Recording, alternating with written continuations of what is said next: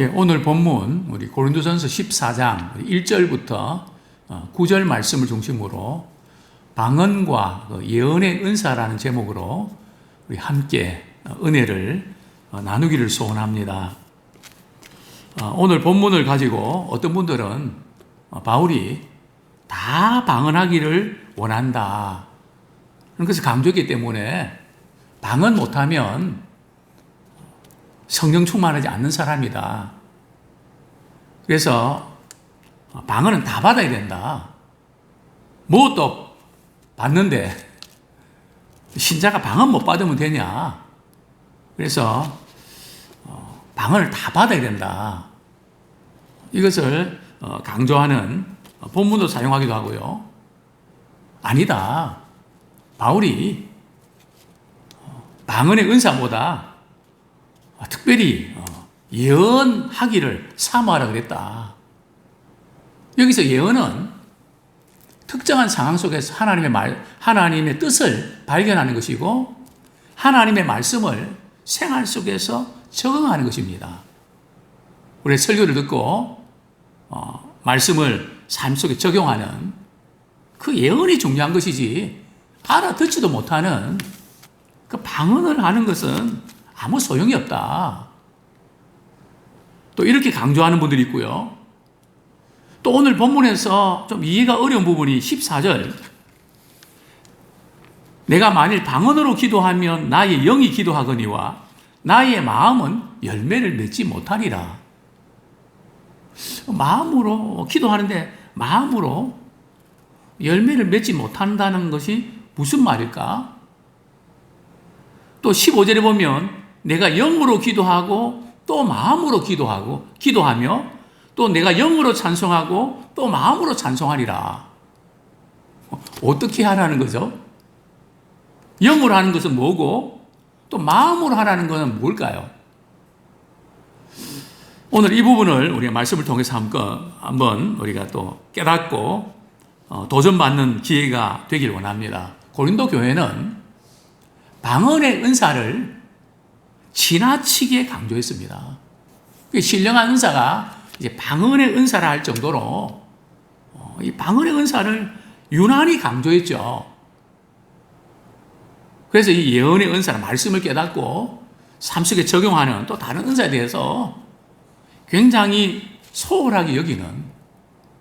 근데 특별히 이제 방언의 은사는, 방언은 누구 들으라고 하는 겁니까? 사람 들으라고 하는 겁니까? 하나님 들으라고 이렇게 하는 것입니까? 방언은 대상이 누구죠?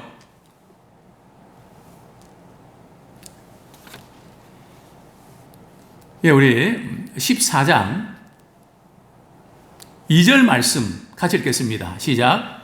방언을 말하는 자는 사람에게 하지 아니하고 하나님께 하나니 이는 알아듣는 자가 없고 영으로 비밀을 말함이라. 자, 방언은 누구 들으라고 하는 거라고요?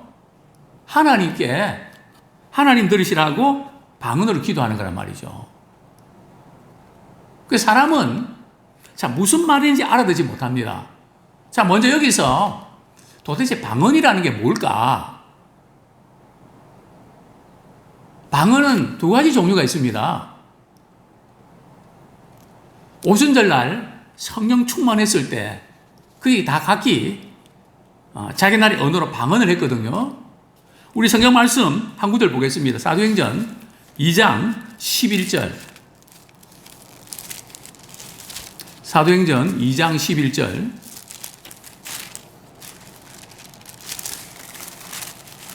같이 한번 읽도록 하겠습니다. 시작. 예, 2장 11절. 우리 같이 읽겠습니다. 시작.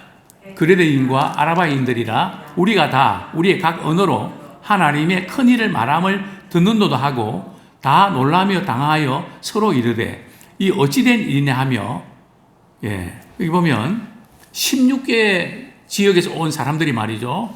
오순절날 120명 성도들이 성령의 충만을 받아서 그냥 방언이 터졌는데 말이죠.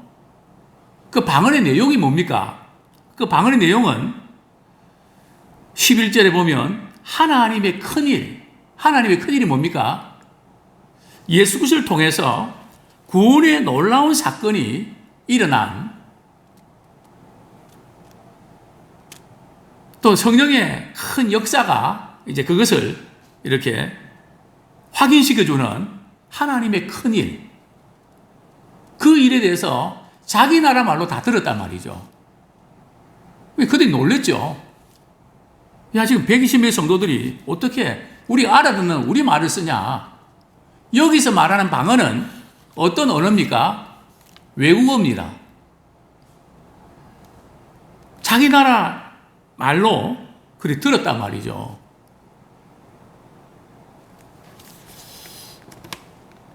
그런데 고린도 교회에서 참 방언은 우리가 알아듣는 외국어일까요? 알아듣지 못하는 말일까요? 우리가 교독하면서 어떤 뉘앙스 느끼셨나요? 알아듣지 못하는 말이었습니다. 그래서 어떤 분들은 오순절 이 성령의 강림, 이 방언을 강조하면서 지금 방언은 다 마귀 방언이다, 뭐 이렇게 이제 몰아가는 경우도 있는데 그렇진 않습니다. 왜냐하면 바울도 나도 방언을 말하고 있다, 나도 방언하고 있다, 그렇게 언급하고 있거든요. 근데 분명히 고린도 교인들이 하고 있는 그 방언이 물론 이방 종교에서도 방언이 있습니다. 막 황홀한 언어로 말이죠. 뭐 남녀 호랑교도 뭐 빨리 하면 그게 말이죠, 방언 비슷해지거든요. 예? 그런 거 말고 기도하는 가운데 알아들을 수 없는 그런 언어로 방언의 은사가 분명히 있습니다. 고린도 교회는 그런 은사가 있었는데 이 은사를 너무 강조하다 보니까 이 방언의 은사는 하나님께 이렇게 말씀을 드리니까 많이 우려하는 부분이 칙통 계십니다. 그냥 하나님께서 말씀하시면 성경 말씀보다 그게 더 정확하다는 거죠. 그래서 이제 이 한동안 이 방언의 은사에 대해서 어떤 신학교 같은 경우는 면접 때 말이죠, 당신 방언하느냐 안 하냐 물어보고 한다면 탈락시켰거든요.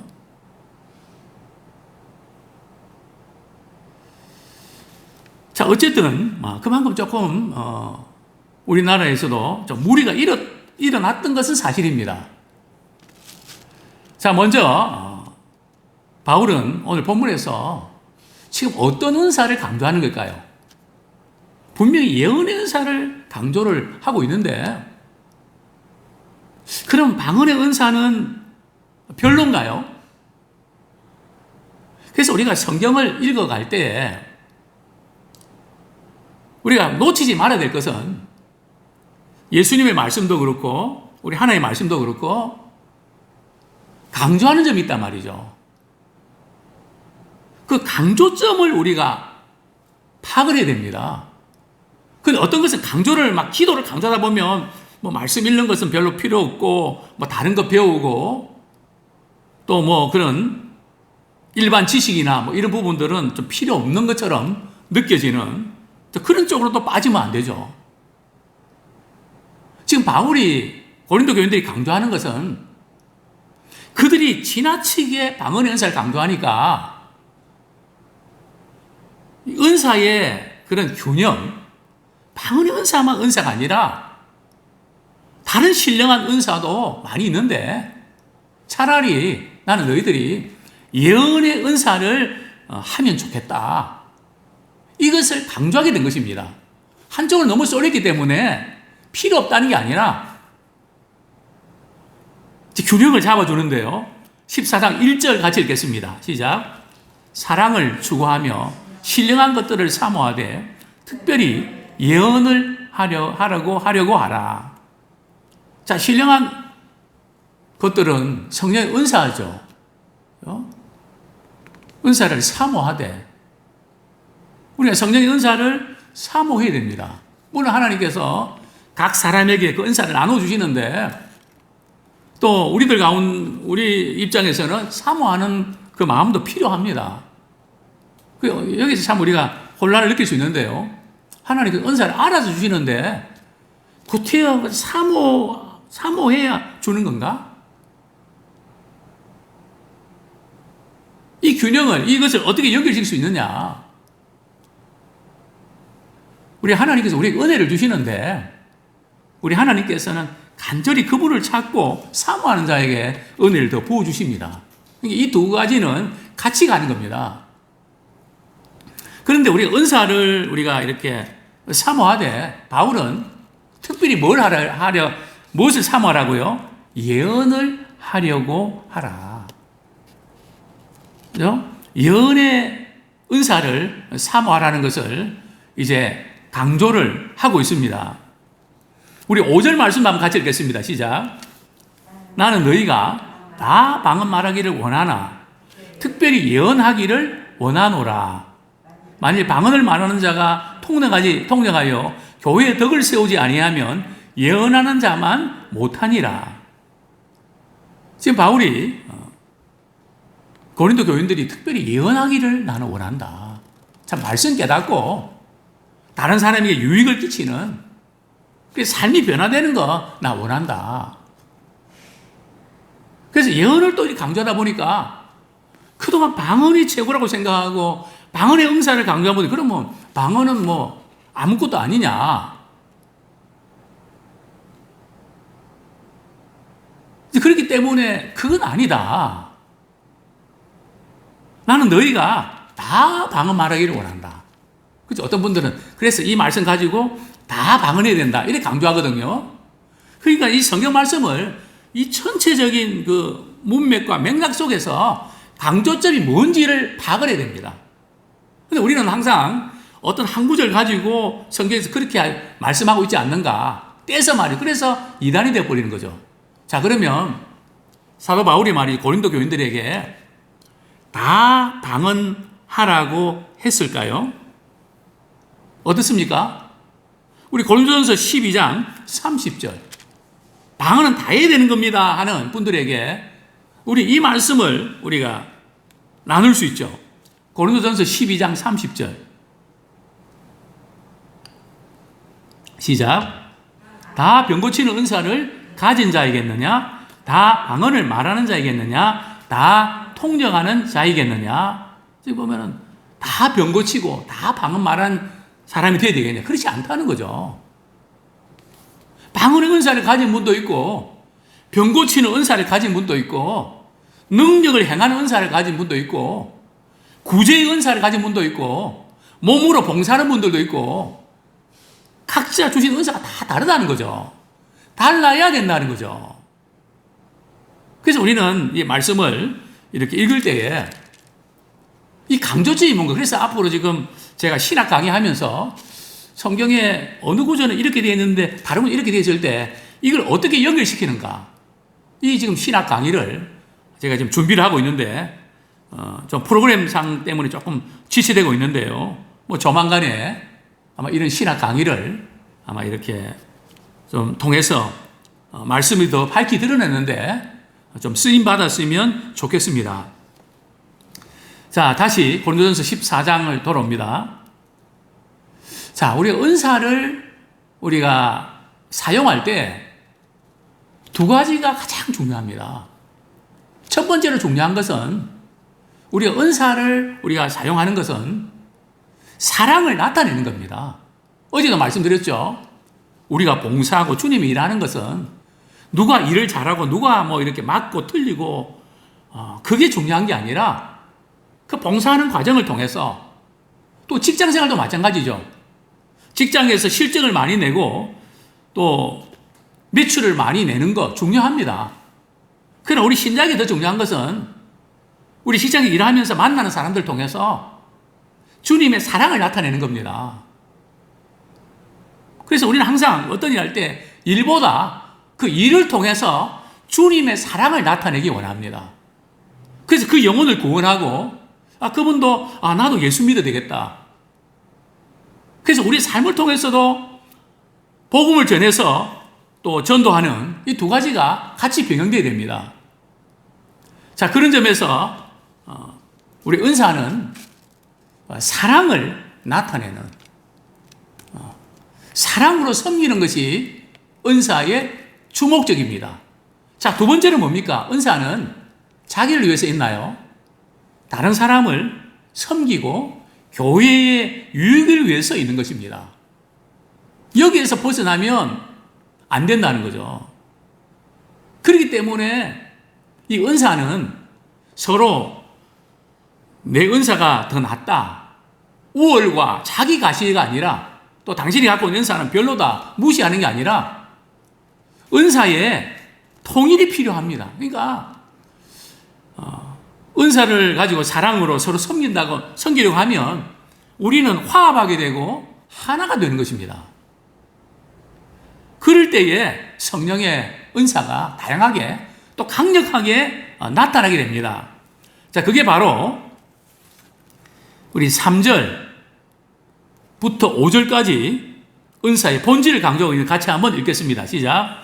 그러나 예언하는 자는 사람에게 말하여 덕을 세우며 권면하며 위로하는 것이요, 방언을 말하는 자는 자기의 덕을 세우고 예언하는 자는 교회의 덕을 세우나니, 나는 너희가 다 방언 말하기를 원하나 특별히 예언하기를 원하노라. 만일 방언을 말하는 자가 통역하여 교회의 덕을 세우지 아니하면 예언하는 자만 못하니라. 바울이 왜 예언하기를 원한다고 강조했을까요? 왜냐하면 예언은 덕을 세운단 말이죠. 방언은 자신의 경건을 위해서 참 유익한 면들이 많습니다.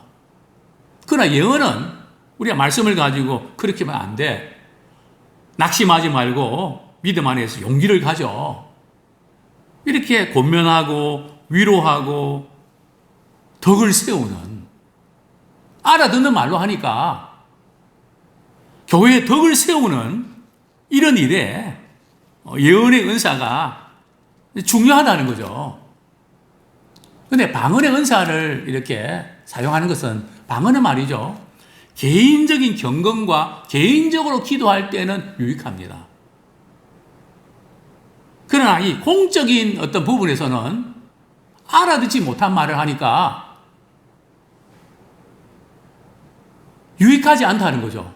자, 예를 들어서 어떤 분이 말이죠, 예배를 드리는데 막 이제 영어로 말이죠, 우리 16절에 보면 내가 영어로 축복할 때에 알지 못하는 처지에 있는 자가 내가 무슨 말을 하는지 알지 못하고 내 감사히 어찌 아멘하리요. 지금 이 방언하는 분들은 말이죠, 하나님께 영어로 말이죠, 막 참 감사하는 기도를 하는데 말이죠, 듣는 분들은 그게 무슨 소리인지 알아들어야죠. 아멘 할 수 있습니까? 못하죠. 이 공적으로 할 때는 방언을 하면 안 된다는 거예요. 만약에 공적으로 할 때, 공적으로 방언하려고 하면 반드시 뭐를 세워야 된다고요? 통역하는 사람을 세워서 그 방언의 의미가 뭔지를 성도들이 알게 해야 된다는 거죠.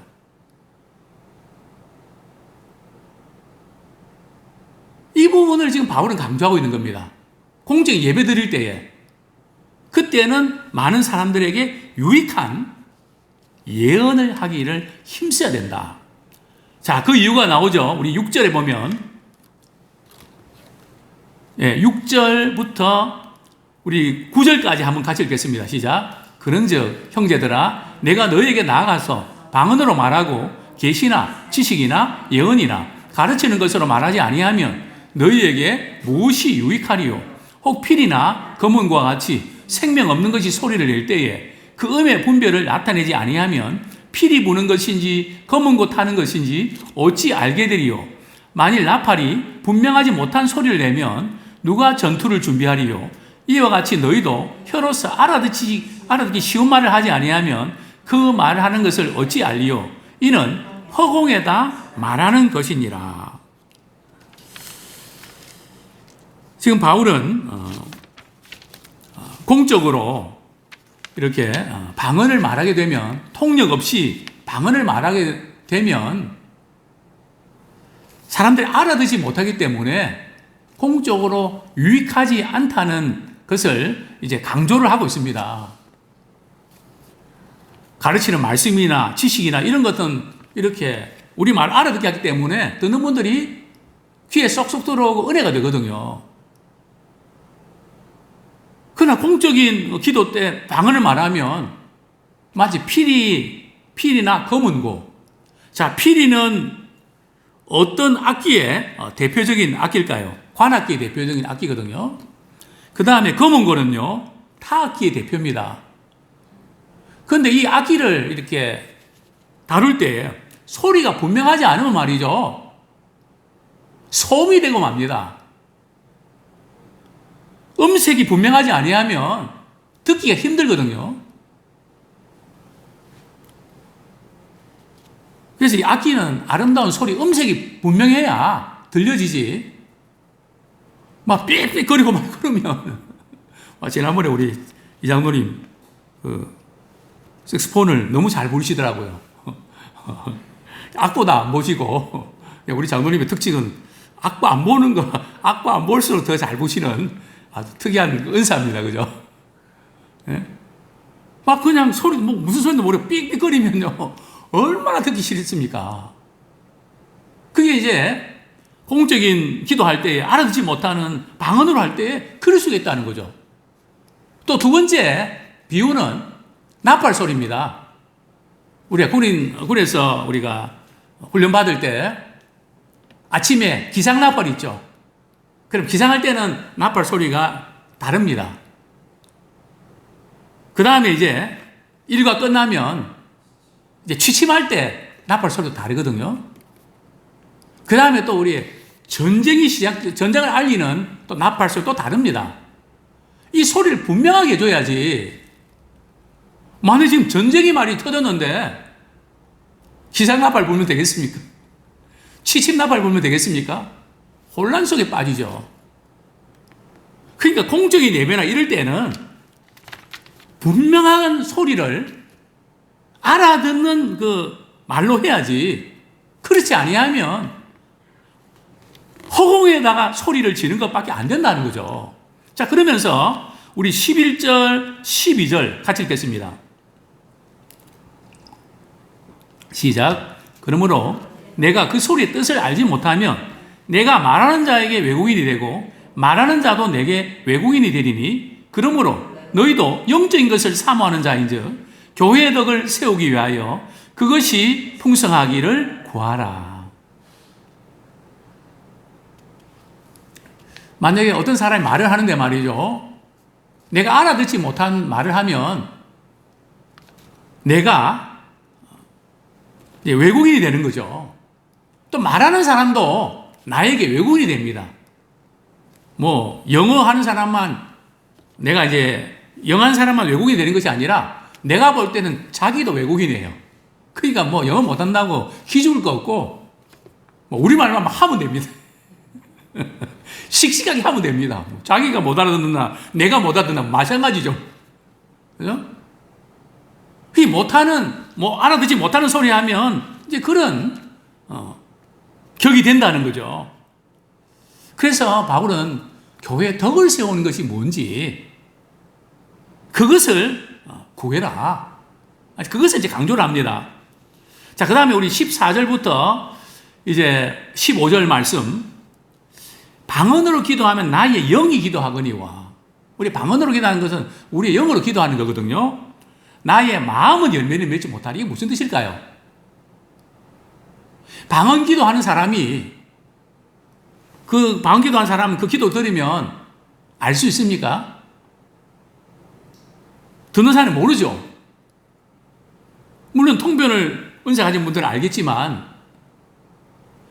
그러면 방언하시는 분들은 자기가 방언하는 거 자기가 무슨 말하는지 알까요? 모를까요?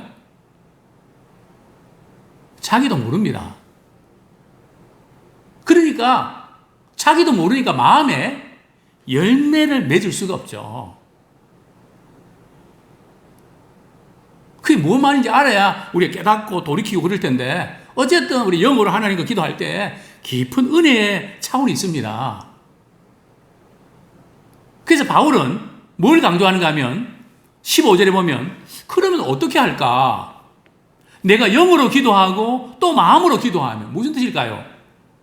즉 방언으로도 기도하고 또박또박 소리 들리는 소리 알아듣는 내 언어로 기도하고 이걸 같이 한다는 겁니다.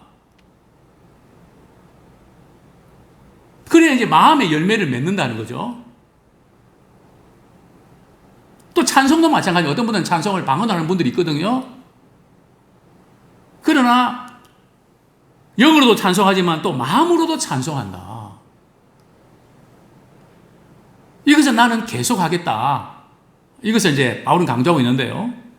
그래서 우리가 축복과 공적인 예배나 기도나 또 찬양이나 이럴 때 알아듣는 그것을 할 때에 교회에 유익을 끼친다. 만약에 방언으로 만약 공적으로 말이죠. 예를 들어서 오전 예배 시간에 누가 방언으로 기도하는데요. 못 알아듣거든요. 제일 어려울 때가 언제일까요? 아멘을 언제 해야 될지. 그게 끝날 때를 알 수가 있나요? 아멘을 모르는데요. 그죠? 근데 그게 바로 오늘 말씀에 이제 나오죠. 언제 이렇게 끝날지 모르니까 16절 하반절에 보면요. 어찌 아멘하리요. 어찌 아멘하리요. 말씀을 정리하겠습니다. 우리 19절 말씀, 우리 18절, 19절 같이 읽겠습니다. 시작. 내가 너희 모든 사람보다 방언을 더 말함으로 하나님께 감사하노라. 그러나 교회에서 내가 남을 가르치기 위하여 깨달은 마음으로 5마디 말을 하는 것이 1만 마디 방언으로 말하는 것보다 나으니라.